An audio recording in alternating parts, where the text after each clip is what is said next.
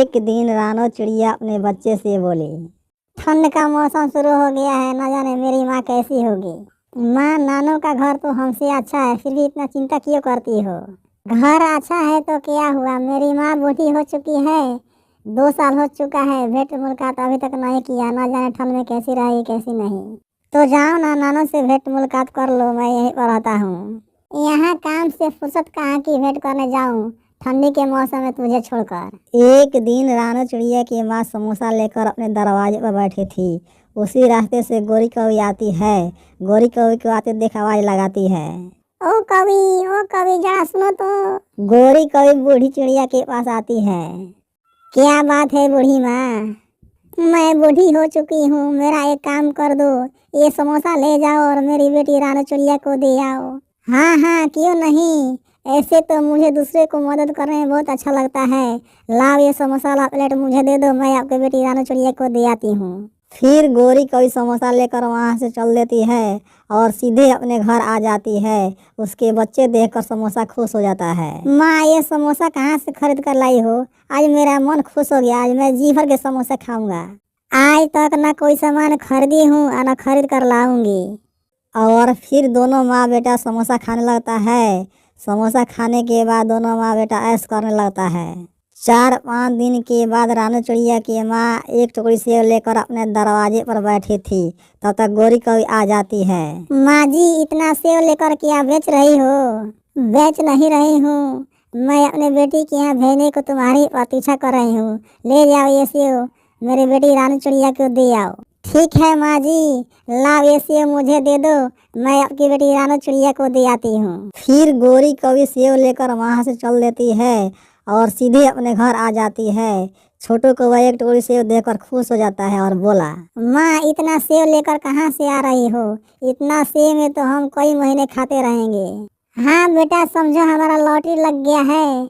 उस बूढ़ी चिड़िया के पास ढेर सारा धन है, ऐसे ही हमें मुफ्त में खाने को मिलता रहेगा। 2-4 दिन के बाद गोरी कौवी बूढ़ी चिड़िया के पास आती है और पैसा ठगने के चक्कर में लग जाती है। बूढ़ी माँ, ठंड का मौसम शुरू हो गया है, पैसा वैसा है तो दो, मैं आपकी बेटी रानो चिड़िया को दे आऊँ ताकि अपने बच्चे के लिए गर्म कपड़ा खरीद सके। पैसा तो अभी नहीं दूंगी, पहले मैं अपनी बेटी के लिए जलेबी बनाऊंगी। जलेबी मेरी बेटी को बहुत पसंद है। ठीक है माँ जी, जलेबी बना कर रखना, मैं कल आऊंगी। अच्छा, मैं चलती हूँ। फिर गोरी कौवी वहाँ से चल देती है। सुबह होते ही रानो चिड़िया की माँ जलेबी बनाकर अपने दरवाजे पर बैठी थी। तब तक गोरी कौवी आ जाती है। माँ जी, जलेबी तो बहुत स्वादिष्ट बनाई है, इसका सुगंध तो बहुत अच्छा आ रहा है। हाँ हाँ, मैं जलेबी बहुत अच्छा बनाती हूँ, इसलिए मेरी बेटी को बहुत पसंद है। जाओ, जलेबी मेरी बेटी को दे आओ, नहीं तो जलेबी ठंडा हो जाएगा। गोरी कौवी तुरंत जलेबी उठाती है और सीधे अपने घर लेकर चली जाती है। छोटू कौवा जलेबी देखकर खुश हो जाता है और दोनों माँ बेटा खूब जलेबी खाता है और ऐश करने लगता है। एक दिन की बात है, रानो चिड़िया अपने बेटे को लेकर अपनी माँ के पास आ जाती है। उसकी माँ अपने बेटी और पोते को देखकर खुश हो जाती है। बेटी, मैं तुम्हारे लिए समोसा और जलेबी और एक टुकड़ी सेब भेजा था, तुम्हें मिला है ना? क्या तुम हमारे लिए इतना सब कुछ भेजा? हमें तो कुछ भी नहीं मिला है। वो कोई बहुत धोखेबाज है, हमसे पैसा मांग रही थी, भला हमने उसे पैसा दिया नहीं। ठीक है माँ, तुम चिंता मत करो, मैं इसका बदला लूंगी। रानो चिड़िया पेट दर्द करने वाला दवा जलेबी में मिला देती है और कहती है, ये जलेबी ले जाओ और दरवाजे पर बैठ जाओ, वो कभी आए तो दे देना। रानो चिड़िया की माँ जलेबी लेकर दरवाजे पर बैठी थी। तब तक गोरी कौवी आ जाती है। कवि, आज भी अपने बेटी के लिए जलेबी बनाई हूँ, ले जाओ, दे आओ।